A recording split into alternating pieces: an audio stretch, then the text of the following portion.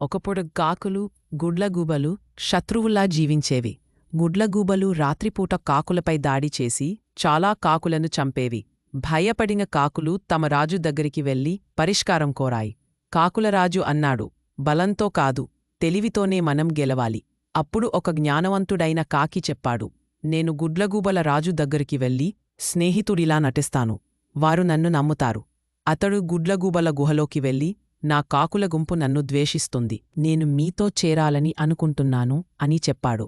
గుడ్లగూబల రాజు చివరికి అతన్ని నమ్మాడు.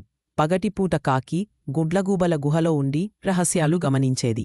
రాత్రిపూట తన గుంపు దగ్గరికి వెళ్లి వాటిని చెప్పేది. ఒక తెల్లవారుజామున గుడ్లగూబలు నిద్రపోతున్నప్పుడు కాకులు గడ్డి, కర్రలు గుహలో పెట్టి మంట పెట్టాయి. అలా గుడ్లగూబలు కాలిపోయాయి. ఆ రోజునుంచి కాకులు భయపడకుండా సుఖంగా జీవించాయి. ఈ కథ నీతి, తెలివైన యుక్తి. ఐకమత్యముంటే ఎప్పుడూ బలాన్ని మించిపోతాయి.